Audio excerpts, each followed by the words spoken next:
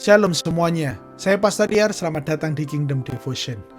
Minggu yang lalu kita telah belajar mengenai pondasi kehidupan orang Kristen adalah kasih karunia. Ini adalah sebuah pondasi karena ini mempengaruhi kualitas kehidupan seorang percaya terhadap Allah dan juga terhadap sesamanya. Nah, hari ini kita akan melanjutkan kembali merenungkan firman Allah, masih melanjutkan pesan rohani Rasul Paulus mengenai kasih karunia Allah. Izinkan saya bertanya kepada Anda semua untuk memulai perenungan firman ini. Tahukah Anda bahwa hidup Anda bukanlah milik Anda lagi? Tahukah Anda bahwa hidup ini sebagai seorang percaya kita perlu menjalani sebuah kehendak Allah yang memiliki kehidupan kita sepenuhnya? Banyak orang Kristen tidak menyadari bahwa kasih karunia Allah telah memberikan kita sebuah status yang baru menjadi anaknya.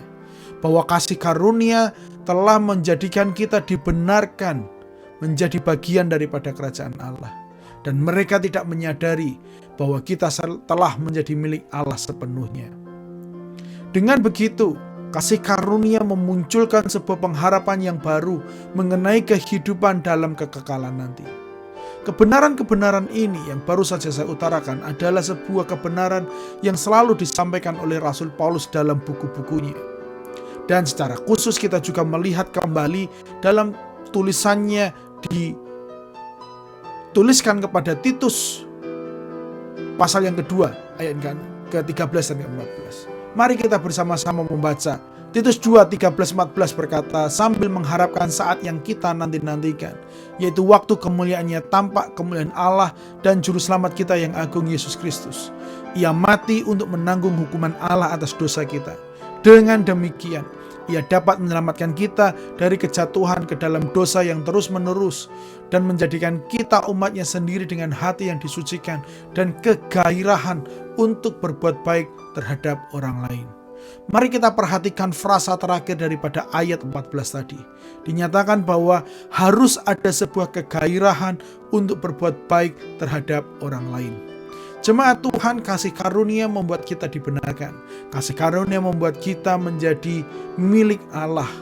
Tetapi Rasul Paulus secara spesifik juga memberitahu bahwa kasih karunia membuat kita menjadi bergairah untuk berbuat baik. Bukankah Kristus telah berbuat baik terlebih dahulu dalam kehidupan kita? Kita diselamatkan bukan karena keadaan kita. Justru ketika kita tidak layak, berdosa dan hina, Dia mau berbuat baik. Dia mau memberikan kasih karunia sehingga kita menjadi lebih baik keadaan kita. Hari ini saya mau mendorong kita semua. Biarlah identitas baru yang kita terima oleh karena Kristus bukan untuk menghakimi orang lain, bukan untuk menjatuhkan orang lain, bukan untuk merasa diri kita benar, melainkan supaya kita bisa bersemangat dalam berbuat baik. Sesuatu hal yang perlu kita renungkan bersama-sama mulai hari ini. Apakah kita sudah bersemangat melakukan perbuatan baik?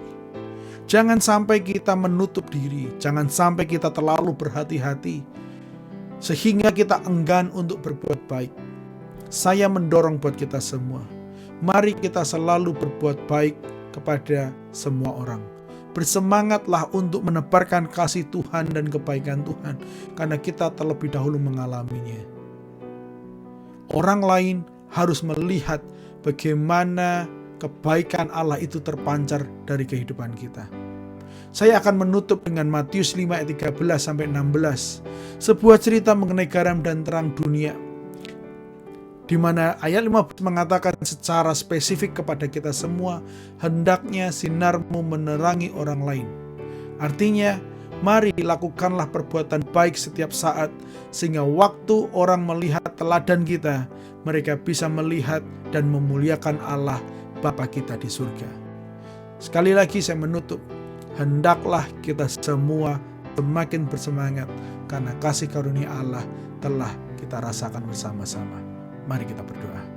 Bapa, pada hari ini kami telah belajar dan bersyukur mengenai pengingat di mana kami perlu bersemangat berbuat baik. Ampuni jika kami terlalu banyak curiga terhadap orang-orang yang minta tolong.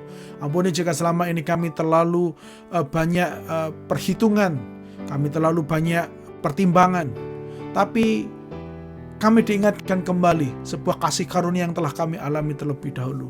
Itu harus menjadi sebuah alasan bagi kami bersemangat dalam berbuat baik. Tolong kami ya Tuhan, sehingga kami memiliki hati yang lemah lembut, hati yang rendah hati, dan hati yang penuh dengan kemurahan, sehingga orang bisa menikmati kebaikan Allah melalui kami semua. Tolong kami semua ya Bapa, hanya dalam nama Yesus, haleluya. Amin, amin, amin.